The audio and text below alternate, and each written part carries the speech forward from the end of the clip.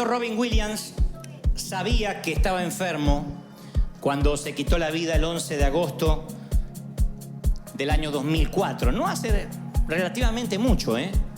En el 2004, el 11 de agosto, se quitó la vida, se ahorcó con un cinturón en su mansión de Beverly Hills. Decían, o dicen los que vivían con él, estallaba en los últimos años en llanto sin motivo, se olvidaba los diálogos que se había aprendido para sus películas, se perdía en medio de una conversación. Su viuda dice, era un desconocido en sus últimos meses. Una de sus maquilladoras de toda la vida dijo, era horrible verlo, que al final del rodaje se ponía a llorar y decía, estoy perdiendo la capacidad de hacer reír, que es lo único que sé. Y hace poco salió una biografía de la vida del artista que muestra al hombre detrás de los personajes, y él tenía un temor, una paranoia que traía desde que era muy jovencito, temor a enfermarse. No era hipocondríaco, pero tenía temor a enfermarse. Y cuando se quita la vida, hacen una autopsia como corresponde, según la orden forense, y descubren que tenía una enfermedad neurodegenerativa. Se llama la demencia con cuerpos de Lewy. Los cuerpos de Lewy es una de las terceras enfermedades de demencia en el mundo.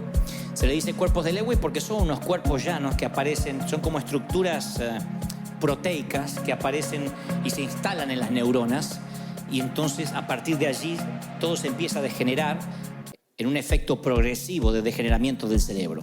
Así que el actor de Buenos Días Vietnam, Patch Adams, una noche en el museo, un día se quitó la vida y decidió que era lo mejor, puesto que no quería que le tuvieran lástima. Cuando yo recordaba la historia de Robin Williams, porque he visto sus películas, me parecía un actor, y me parece un actor estupendo, un comediante extraordinario, yo pensé que la sensación del miedo viene de muchas maneras. Y esto es independiente si somos actores o vivimos debajo de un puente como homeless, o literalmente no teníamos dónde dormir o pasar la noche, o tener una mansión. Es independiente, es indistinto del estrato económico, del estrato socioeconómico, el estrato espiritual, de donde vengamos, de qué cantera fuimos cortados. Todos en algún momento estuvimos ese miedo, ese temor a algo. Tal vez no a la muerte, los que tenemos a Dios sabemos dónde vamos cuando nos toca partir a la eternidad, bajar al sepulcro, ¿no? Pero las personas, todas, indistintamente de donde provengamos, luchamos con algún temor, con un miedo a algo desconocido. Y yo llamé al temor una curva en el camino, porque es la curva, cuando uno va en la ruta, es el momento donde uno no puede ver lo que acecha a la vuelta de la esquina. Una sensación mínimo de inseguridad. Y en la vida, las curvas en el camino es cuando no sabemos qué viene. Ya sea que acabamos de casarnos o acabamos de divorciarnos. Ya sea que salimos del panteón o salimos de la nursery. Siempre hay un momento donde decimos, lo que viene no me compete, no sé, no tengo el resto del plano. Y esa curva en el camino produce, más que ansiedad, el temor. Si vamos a estar a la altura de las circunstancias, si vamos a poder hacer frente a lo que viene. Y el temor es parte de la trama de la vida. Es imposible vivir sin miedo. El miedo no se lo puede ignorar, hay que enfrentarlo. Pero el miedo es parte de la vida. Y es un instinto básico de supervivencia.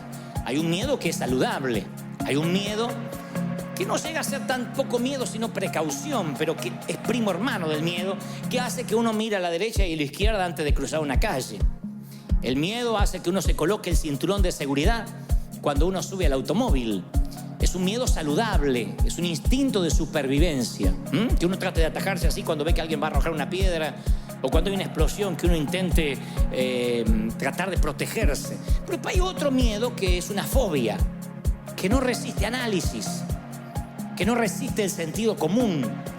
Existe un tipo de miedo que es la fobia, que uno no lo puede explicar. Y yo no subestimo al que tiene fobia, Cuando digo no lo subestimo, no digo es un espíritu. Yo no puedo decir el que tiene una fobia le agarró un demonio. Porque me consta que las fobias comienzan con una pequeña puertecita y después se transforman en un monstruo que navega en las profundidades de nuestro alma y no se ve. Nada más que el que lo siente lo sufre. Porque una fobia es cuando el temor y la razón no están en contacto. Tienes miedo y no hay razón para tener miedo. Entonces vas y le dices a alguien, ora por mí porque tengo miedo, y la otra te dice, no tengas miedo, no te preocupes, y te da una serie de frases comunes que no llenan tu motor, no llenan tu tanque, no te calman, sigues teniendo ese temor porque ya está afianzado como una fobia. 1 de cada 10 de los que hoy están aquí en River Arena, 1 de cada 10 sufre de alguna fobia, algo que no puede superar. Fobia a los lugares abiertos, fobia a las multitudes, fobia a los espacios cerrados, no sé, a los elevadores, a andar por la calle, a la migra. Hay gente que tiene fobias a algo. Y después estamos los otros 9 que no tenemos una fobia declarada, pero que sí transitamos por el jardín del terror de la vida. Que muchas veces un golpe, un infortunio nos hace temer. El temor, uno apenas le abre una puerta, el temor dice, permiso, mete un pie, y después se te instala, de modo que se transforma en una paranoia. Y preguntas, yo tengo temor, y dice, hay gente que dice, no sé si hay vida después del divorcio, no sé si voy a poder subsistir. Otros dicen, yo no sé si hay vida después de la muerte de un cónyuge, la pérdida del sustento. Yo he tenido mis propios momentos de temor abrumador.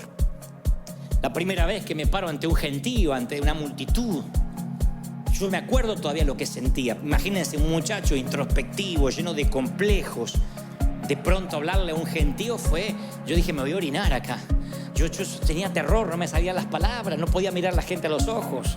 Recuerdo ese temor abrumador. Recuerdo el temor abrumador de salir al hospital con un niño, uno de nuestros niños lleno de sangre, que estaba mirando por una ventana en un altillo, de pronto tropieza, no sabemos con qué, se abrió la cabeza, lleno de sangre, y envolverlo en toallas, subir a un taxi y correr al hospital. Cuando dentro del miedo los protagonistas son nuestros hijos, es peor que miedo, es terror. Estuve ahí cuando lo tenían que coser sin anestesia porque no había tiempo. Y yo me acuerdo estar ahí y decir, Señor, que no pase nada, que no pase nada. Yo sé que hay papis aquí que han vivido situaciones así. Mirar a su hijo jugar al fútbol, a lo que sea, y de pronto ve que alguien lo golpea, cae y se queda inmóvil unos segundos. Son esos segundos que literalmente se te corta el aire a ti, porque piensas que tu vida podría cambiar tal como la conoces en un instante. Y esos temores a veces no te dejan vivir. Cuando la curva del camino llega a tu vida, esas curvas llegan en momentos donde uno tiene que dejar a los chiquititos en el kinder. ¿Recuerda cuando fuiste a llevar a tus hijitos al kinder la primera vez y la maestra te dijo, déjelo, va a llorar un poquito, pero después déjelo? Y tu hija está ahogándose de... Tú quieres agarrar a tu hija y decir, me la llevo de acá, maldito, pero no puedes, tienes que dejarla ir. Después vienen otras curvas del camino, cuando viene un condenado a llevarse a tu hija, uno de 25 años, 26, y dice que ama a tu princesa. Ese día va a llegar también para mí, algún incircunciso ha de llegar. Pero yo ya lo tengo resuelto, ella tendrá sus 48 años y que haga su vida. Que crezca. Hija, ya tienes casi 50, creo que puedes cuidarte sola.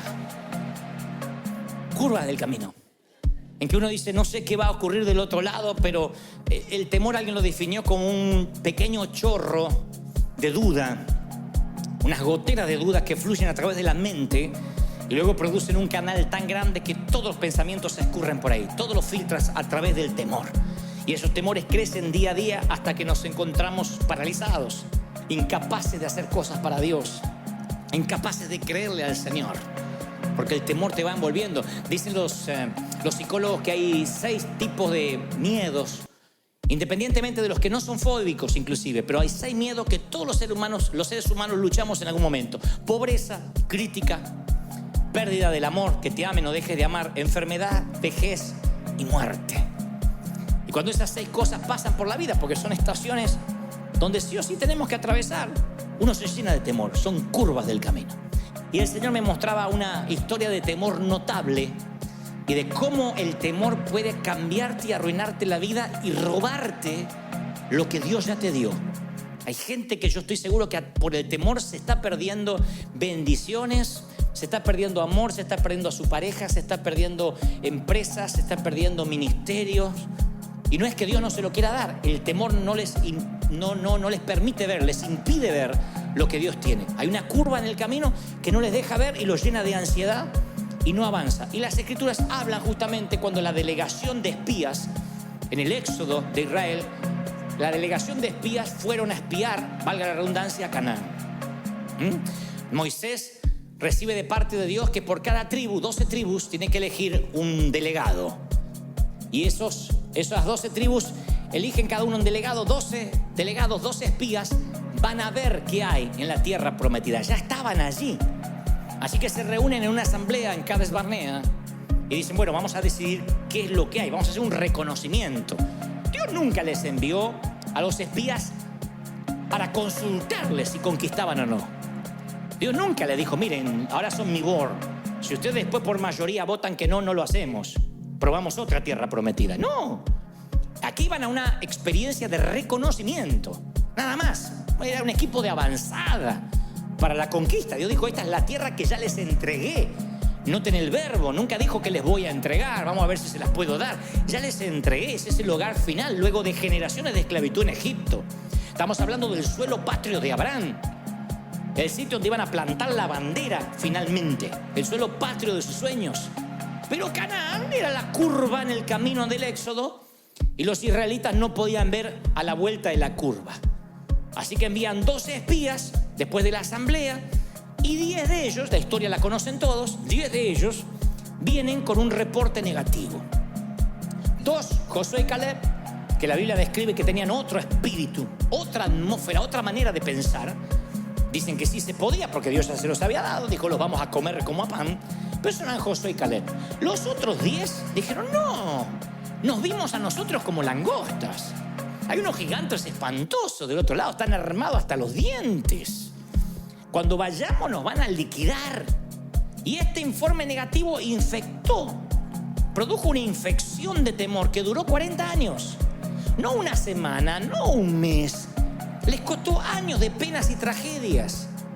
Dios nunca había establecido ese espíritu de temor que trajo de vuelta el comité de recomendación.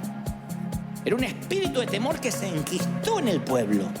10 tipos infectaron una nación por 4 décadas mínimo. 10 tipos. Yo digo, qué increíble que 10 puedan infectar toda una nación. Les metió temor, les infundió un espíritu de miedo. Ahí es cuando el Señor me decía ayer, quiero que le digas a mis hijos que el temor ignora mis planes. El temor ignora el plan de Dios. Dios te puede dar un plan, Dios te puede dar un proyecto y tú dices, sí, Dios me lo dio. El temor va a hacer que te olvides del plan, si permites que el temor tome control. Aun cuando Dios te dio la palabra, el temor va a tomar el control, se va a poner al timón y va a poner a la palabra de Dios en el asiento trasero.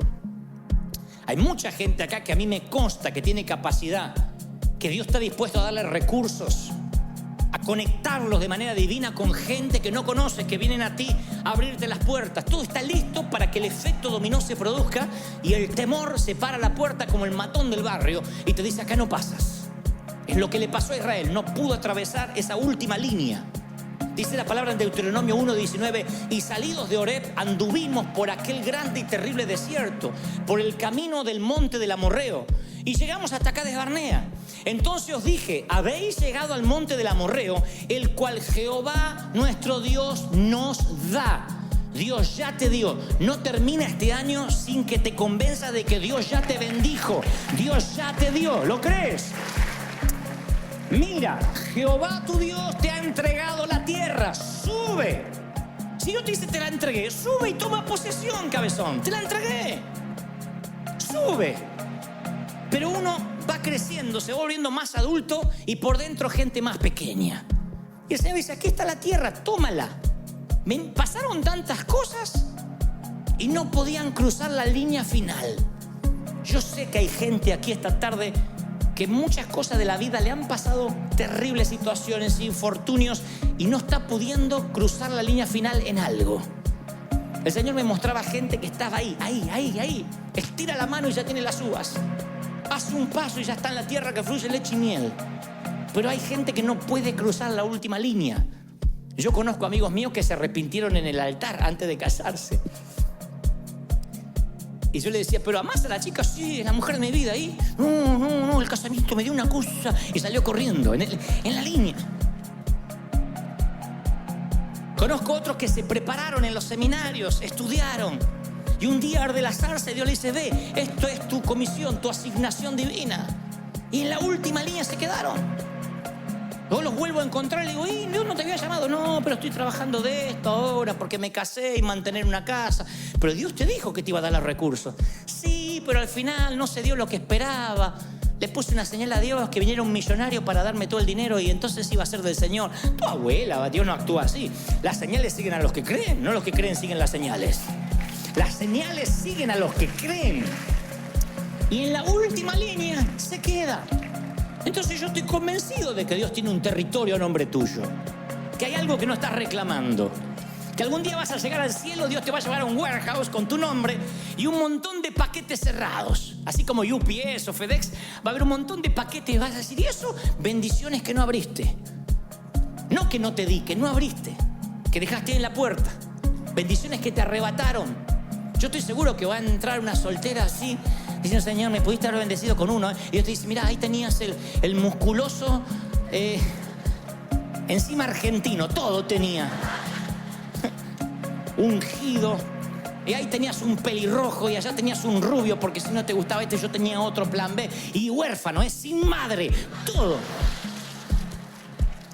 Hay gente que se va a enterar lo que se perdió por no cruzar la última línea. Así que yo creo que el temor ignora los planes de Dios. No solo los ignora, sino que distorsiona los propósitos divinos.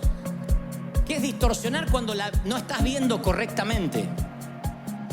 Como esos espejos que distorsionan la visión. Yo creo que algunos pierden la perspectiva. El miedo es tanto que pierden la perspectiva de lo que están viviendo. Escuchen lo que Moisés recrimina que hace el pueblo. En Deuteronomio 1:27 dice, y murmurasteis en vuestras tiendas.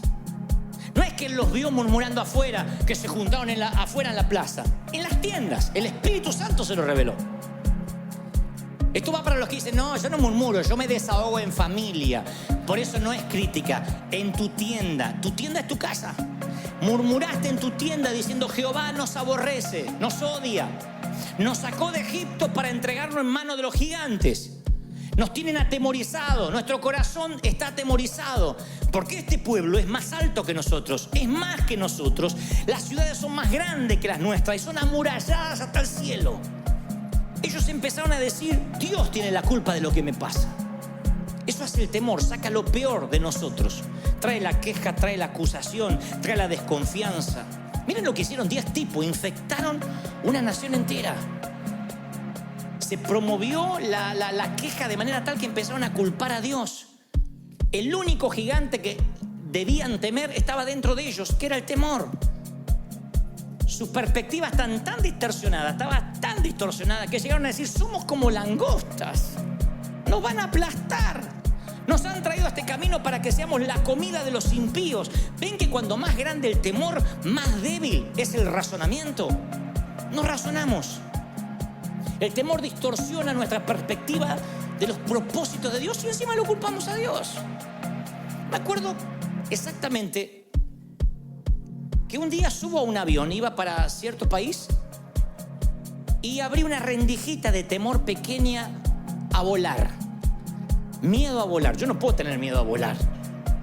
Que yo tenga miedo a volar es como que un pintor tenga miedo a la pintura, que un chef tenga miedo a la comida. Yo vivo volando. Y cuando subí a un avión me acuerdo que se movió más de la cuenta, que las turbulencias son algo natural, normal. En las leyes de aerodinámica un avión se tiene que mover. Y sin embargo yo me empecé a preocupar y dije, opa, me agarró miedo. Pero dije, bueno, Señor, es un momento. Ya a la vuelta del viaje, ya venía con más miedo, el avión se movió un poquito, ya llamé a la azafata, le digo, señorita, haciéndome el vida resuelta, ¿no? Señorita, por favor, un juguito de naranja y una pregunta. Cuando uno va a la farmacia a pedir una aspirina y un supositorio, ¿no? Que uno dice, una aspirina y un supositorio. Bueno, así, jugo de naranja y una pregunta. Porque en realidad lo llamaba para la pregunta, no para el jugo. Le digo, este avión se mueve mucho así, es normal, es porque es viejito. Y me dice, ¿usted es novato viajando? No, yo viajo hace como 20 años. Ah, señor, no se preocupe. Sí, y el avión iba así, se movía la azafata. No se preocupe, es normal. Y ahí el temor empezó a crecer. No sé por qué, fue hace varios años, empezó a crecer a tal punto que me paralicé. Y no es que le tenía miedo a la muerte, dije, en el avión no me quiero morir, prefiero morirme en una cama, en el accidente terrestre es más fácil, es más rápido. Vino el chinito de frente, ¡ah! Uy, ya está. Pero el avión... vas cayendo. Y me agarró un temor, tuve que hablar con un piloto. Conocíamos una amiga que tenía un hijo piloto y tuve que decirle, mira, quiero que me mostró videos de cómo las alas resisten, que le paran un tractor arriba, cómo prueban a los aviones. Me dice, no te preocupes. Le digo, ¿qué pasa? Y le empecé a preguntar cosas. Tuve que hablar con un piloto porque no me podía sacar el temor. Pero esto no es el tema. El tema es que yo empecé a culpar a Dios, igual que ellos. Yo empecé a rechazar invitaciones, empecé a no ir a ningún lado diciendo, Dios me metió este temor para que yo no viaje. Él es sabio. Y a veces, ¿qué me culpas a mí? Miedoso, yo no te metí ningún temor. Empecé a rechazar invitaciones, empecé a no querer ir a ninguna parte. Me llené de miedo. El enemigo dijo, si a este le pongo un temor de volar, no va a producir ningún impacto en ninguna parte. Él sabía cómo inmovilizarme. Estaba así de que me pase lo que la dama que se encerró 12 años en su departamento en Buenos Aires, donde el enemigo te mete un temor. Digan que el Espíritu Santo después, yo dije, Señor, me tienes que liberar de esto. Un día me liberé, a tal punto que hoy el avión se mueve, la gente reza, se empieza a poner los paracaídas y yo duermo. De verdad, yo duermo y veo que la señora se pone el paracaídas, no se va a tirar. Yo duermo. Me dio una paz el Señor, pero recuerdo cómo el enemigo se quiso meter. Hay momentos que el enemigo se quiere meter con cualquier bobería para que tú no sueñes, para que tú no avances. Tal vez lo tuyo no sea miedo a volar, pero sea miedo a emprender un negocio, miedo a casarte, miedo a tener hijos, miedo a cambiarte de país, miedo a renunciar, miedo a dejar las redes. ¿Cuánta gente hay que se queda con lo peor? No conoce lo bueno porque dice, no, por lo menos esto es lo que tengo. Y ahí están, amarrados. No crecen, no avanzan, no pueden soñar. Hay gente que dice, ay, si pudiera. Y claro que puedes. Ay, es que si pudiera, es que yo ya no tengo edad. Ya estoy en los 30, te dice. Increíble. Hay gente que envejece cuando decide envejecer. Hay gente que le falta un bastón aunque tenga 25 años. Hay que darle un bastón y orar por su próstata aunque tenga 25 años. Porque uno envejece cuando decide envejecer.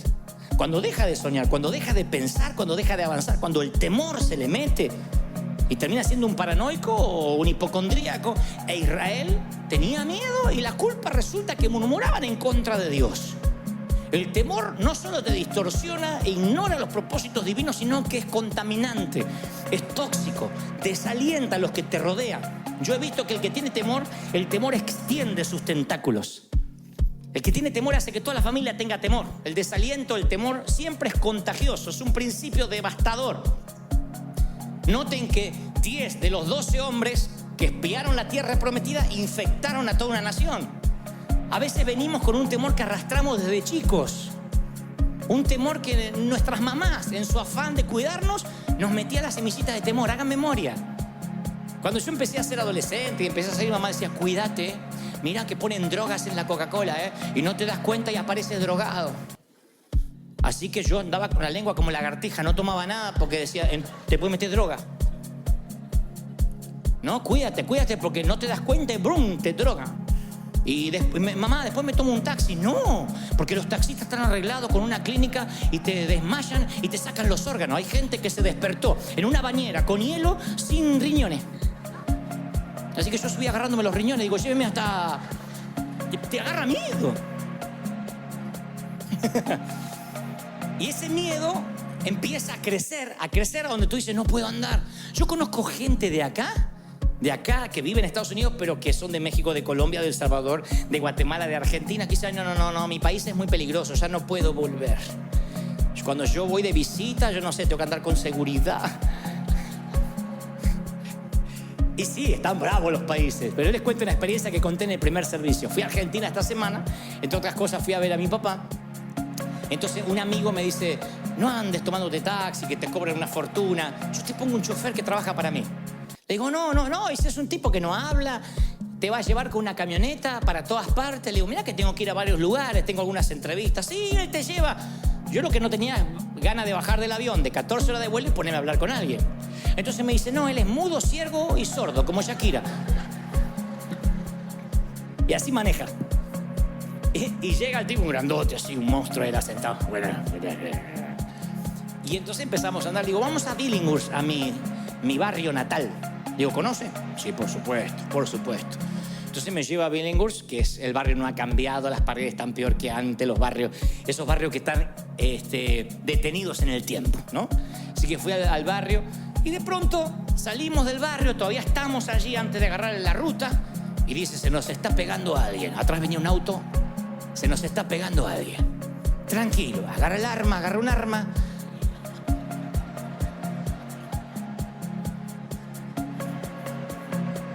Ah, sí, porque yo no nací en Buckingham, de ahí vengo. Entonces agarré el arma y dice, tranquilo, flaco, tranquilo. Ah, parece que lo viene a ver usted. Y tipo, para la camioneta y se baja y golpea la ventanilla. Y dice, Dante Gebel. Baje, como diciendo, baje que cualquier cosa yo le pego un tiro. Al otro, no a mí. Entonces, y había un muchacho que estaba todo con su ropa así de mecánico, no sé qué, me dice, Dante, te vi acá en el barrio, por eso empecé a seguir tu auto. No te acordás de mí, no te el negro, soy el negro, decía. Y no me pude acordar. No, pero yo me acuerdo, yo creo que él o soñó que era mi amigo o Dios me hizo olvidar del negro.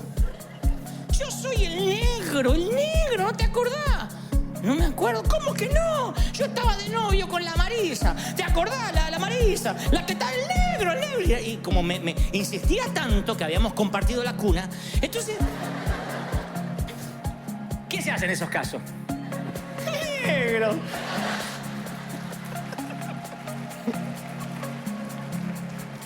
Estás igual. Y se puso feliz, porque si le decían no te conozco, se suicidaba ahí. Negro, ¿qué haces? Y todo por allá, porque eso no falla, todos tienen un por allá. Y tu gente, porque por más que sea solitario, gente tiene.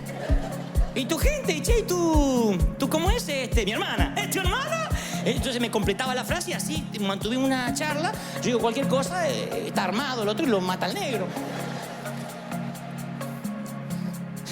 Subo. Y claro, estaba armado porque el chofer era un comisario de la policía. Había sido comisario ahí en mi barrio. Ahora es un policía retirado y tiene portación de armas, ¿no es cierto? Entonces me decía, no, es que aquí yo sé que su seguridad es muy importante y si veía que se ponía la cosa fea, me decía. Dice, ¿conoce al caballero? Eran amigos de la infancia y no tengo la menor idea quién es. Sé que es el negro.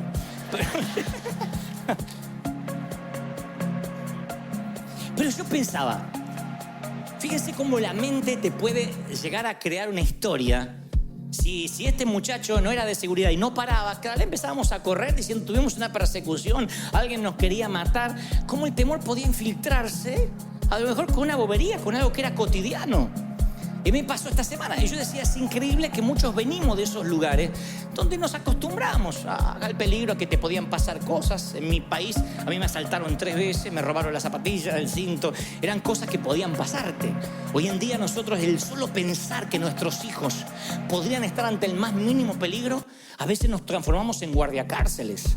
No les dejamos ser libres y los contaminamos a nuestro hijo. Como mamá me decía, te van a poner drogas, te van a enfermar, te van a quitar los órganos. A veces uno sin querer arrastra en los patrones genéticos esos miedos. Y hay que cortar, porque el temor saludable es aquel que hace que tengas cuidado. El temor saludable te coloca el cinturón de seguridad. La fobia hace que no subas al auto. El temor saludable hace que mires la calle antes de cruzar. La fobia hace que no salgas a la calle. El temor saludable es que tomes tus recaudos antes de emprender un negocio, veas con quién te vas a asociar, de dónde vas a sacar los recursos. La fobia hace que digas, me quedo de empleado porque es lo seguro. La fobia no te deja avanzar, no te deja pensar. Y se infecta, se transmite, es algo desalentador. 40 años arruinados por 10 hombres que tenían miedo. Cuando ellos regresaron trajeron a un gigante mucho más terrible de los que habían visto, el gigante del temor, que acechó todo el campamento y devoró la fe y el valor de una nación. El temor es transferible, no te olvides de eso.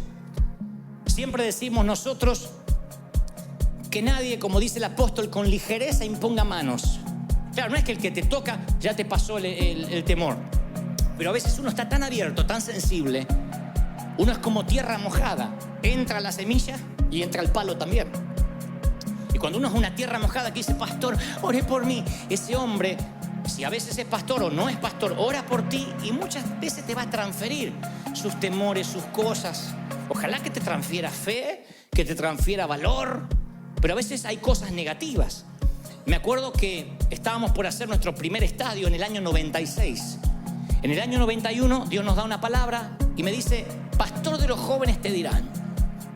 Llenarás los estadios, en una noche Dios te hará conocido, traeré la gente del norte, del sur, del este y del oeste, yo los soplaré, no te preocupes, ni por la gente, ni por los recursos, porque yo soy el que te levanto, muchacho. Yo tenía 23, 24 años, un pibito, chamaco. Y Dios nos da una palabra de fe, y en fe vamos al estadio, rentamos el estadio en fe, pagando una pequeña parte, una seña, diciendo que el resto lo vamos a pagar después que se termine el evento. Tuvimos favor con el presidente del club. El presidente del estadio B, le llamaba Gámez, me dice, ok, ahí está el estadio, pueden hacerlo. Pero unas semanas antes yo voy a predicar a una pequeña iglesia de provincia, donde hay un pastor que todavía recuerdo, no le diré quién es, por una cuestión de no herir susceptibilidades. Le digo, pastor, ¿no orás por mí porque voy a hacer un estadio? Y él me dice, pero no te conoce nadie. ¿Y los recursos? No tengo nada, pero Dios me dijo. Bueno, me impone las manos y ora. Dice, Padre, yo te pido que lo bendigas. Si tú lo has mandado, está bien. Si no es tu voluntad, está bien también, Señor, que se dé cuenta que tú no lo mandaste. Pero si tú lo enviaste, Padre, esas oraciones que no se comprometen demasiado, ¿viste? Si te sanás, gloria a Dios. Y si te morís, porque Dios quería que te muriera. Esas oraciones que no se comprometen. Cuando termina de orar, me dice, estás loco. Yo oré, pero estás loco, flaco. Esto es un suicidio. ¿Quién te va a ir a ver? No te conoce nadie. No, yo ni loco. Claro, era el pastor de una iglesia más o menos pequeña, con un montón de temores. Y ahí me di cuenta, sin querer, que me lo había traspasado los miedos. Me fui a dormir con un miedo. Me levanté con un terror. Que dije, vamos a suspender todo. Suspendamos. Esto no es de Dios. Me olvidé de las palabras proféticas. Me olvidé de lo que Dios me dijo. De todo. Un terror de que no iba a poder pagar, que iba a terminar preso, de que soñaba de que salía al estadio y no había nadie. Y había un compañerito del colegio que decía, ¡ja, ja! Y se reía de mí. Soñé que salía, ¡ay! Me había olvidado de vestirme. Mire, el temor abrió una puerta y todos los pensamientos se filtraron por ahí. Volvimos a orar con el equipo de profetas, unas hermanas que oraban, y dice la hermana, el Señor me muestra que un espíritu de temor se metió en ti. ¿Te hiciste orar por alguien? Sí, un pastor. Dice, bueno, te transfirió el espíritu de temor. Te transfirió el espíritu de miedo. Y hay que cortar ahora. Fíjense lo importante. Que una vez se va por la vida. ¿Puedes creerlo? No, yo lo viví. Y yo sentía que no podía avanzar. Y dije, lo vamos a cortar. Porque te hicieron una oración hechicera. Y yo digo, ¿qué es una oración hechicera? Dice, cuando alguien sin querer te maldice, te ata, te cierra. Esa gente que va a tu casamiento y dice, bueno, que la pasen bien, ¿eh? Estos van a durar lo mismo que un gas. Y se va. Tú sientes la vibra. Vieron que hay gente que es así. Los creyentes solemos ser así. Te estás casando y yo te digo, espera, no te metan los cuernos, vamos a esperar. Me compré un auto. Espero que no te mates con toda tu familia adentro. Son así los creyentes escriben en las redes. Decimos, estamos bendiciendo, espero que esto dure, espero que esto sea de Dios, espero que no sean puras emociones. Ven la foto de ustedes llorando, espero que no sean porque van a ver un comediante. O sea, la gente a veces suelta palabras que si no estás cubierto con la armadura de la fe, no estás cubierto por la sangre de Cristo, esos temores vienen hacia ti y te detienen, te estancan. Gente que está esperando que te vaya mal. Pero la Biblia dice que mayor es el que está con nosotros que los que vienen en contra. Mayor es lo que Dios nos dio. ¿Tú lo crees de verdad?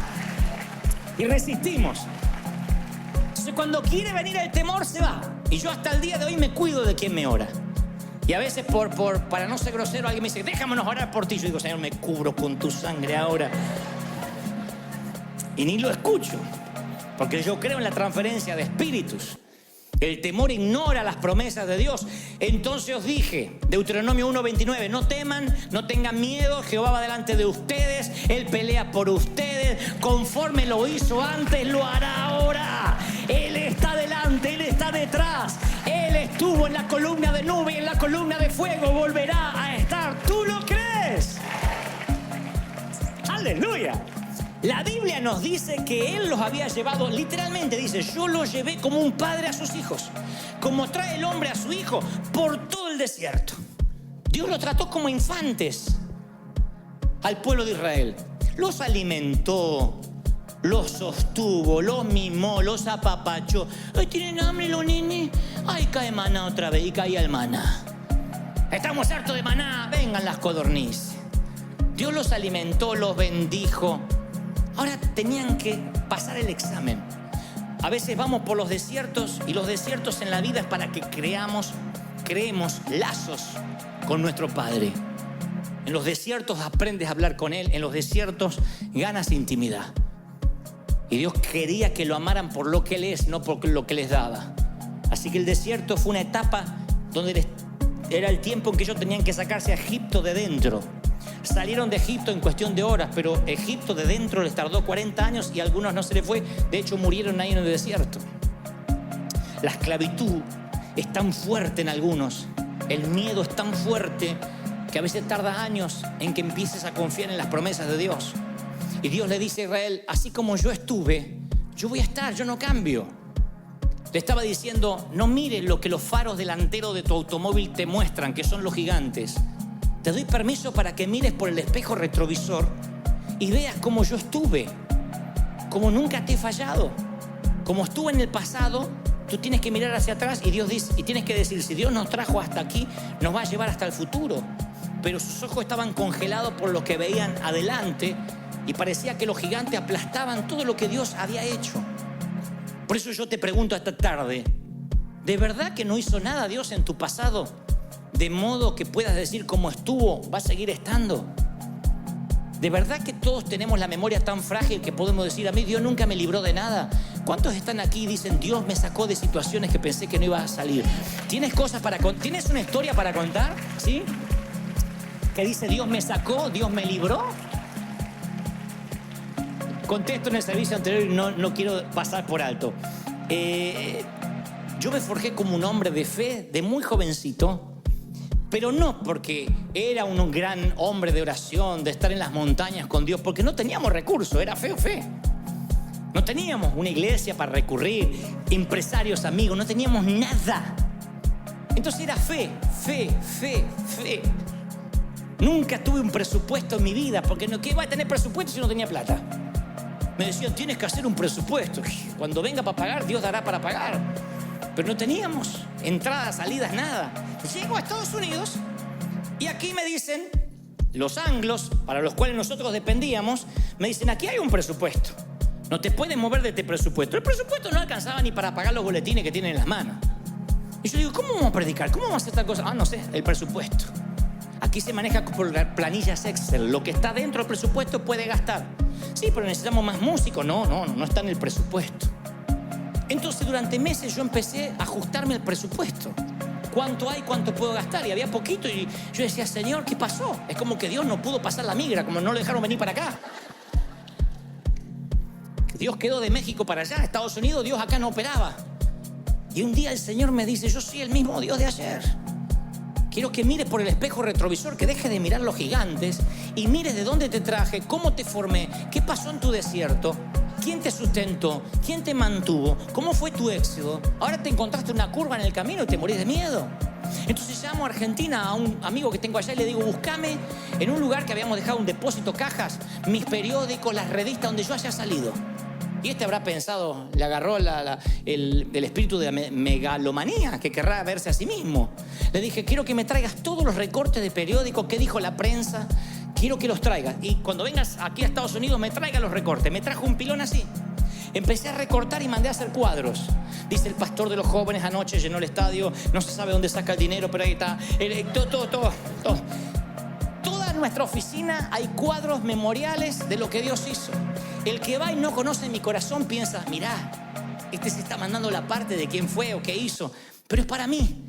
Cada vez que alguien me viene a decir, no hay plata, no tenemos, no hay, el Señor me dice, vuelve a mirar lo que yo hice. Como estuve contigo, yo voy a estar en tu futuro, voy a estar en tu presente, voy a seguir estando contigo. ¿Tú lo crees de verdad? Así que si yo fuera tú, pegaría versículos bíblicos en la alacena, en la nevera.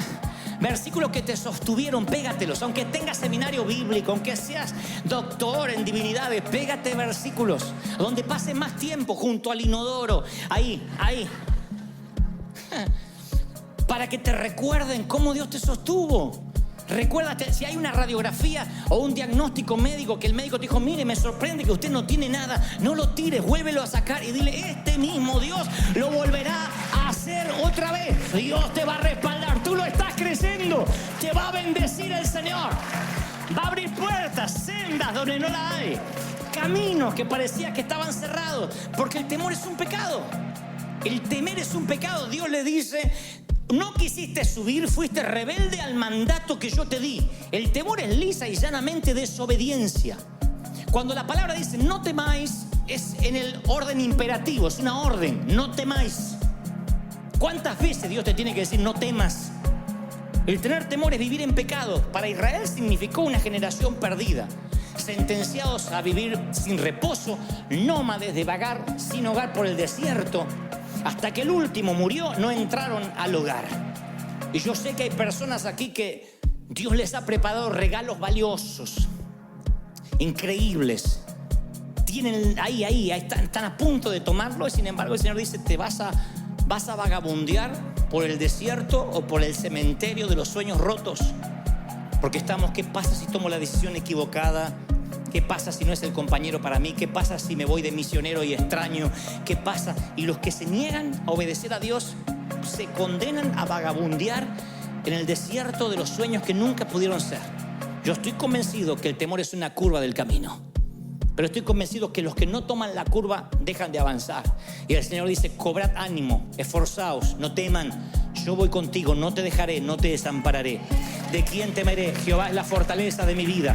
Jehová está conmigo, no temeré lo que me pueda hacer el hombre. ¿Están conmigo? No temas, dice el Señor.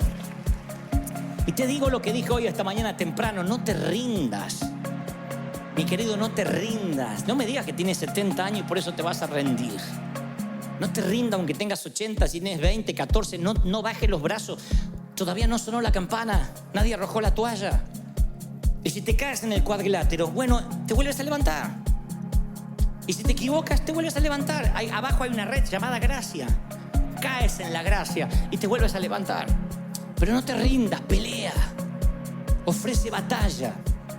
No te des por vencido. Pelea por tus sueños, pelea por tu compañía. Lo que tengas que hacer, hazlo pronto, porque la vida se te va a escurrir. Y el temor lo que hace es esclavizarte y robarte lo que no se puede recuperar. Tiempo. El dinero sí se puede recuperar. Nos consta de gente que ha estado en quiebras financieras y salió adelante. Pero el tiempo, ¿quién te devuelve los años no bailados?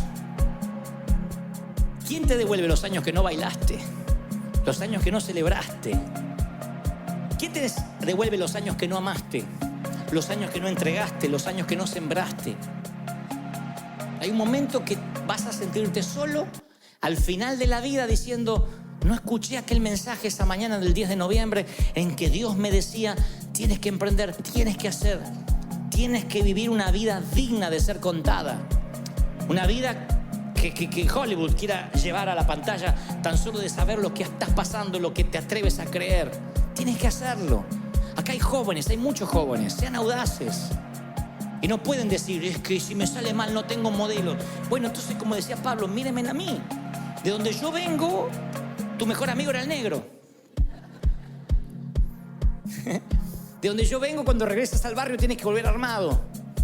O sea que no nací en una cuna de oro donde ahí salieron los Nobel, los Pulitzer y los que ganan Oscar. Entonces no hay excusas para decir, bueno, lo que pasa es que este es de Gringolandia. Yo de donde vengo, los sueños estaban rotos, estábamos presos, no teníamos miedo a todo, Pero yo un día dije, voy a comprar mi libertad. Tengo que pelear la vida, tengo que creerle a Dios. Y le creí a Dios. Y salían los pastores a decir, no eres de Dios. Eres una moda, vas a pasar, eres un muchachito, vas a avergonzar el evangelio. Ya hace 30 años de eso. Y cada vez que hacíamos algo, eso no es de Dios, Dios no te va a bendecir. Te fuiste de Argentina, cobarde, porque allá seguramente vas a fracasar.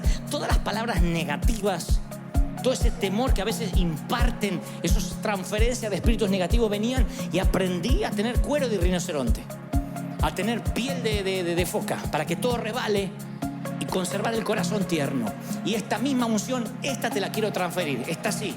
Una unción de valor, una unción de fe, una unción de poder, una unción de creerle a tu Dios. ¿Tú le crees? ¿De verdad que le crees a Dios? Vamos, ponte de pie, yo quiero orar por ti.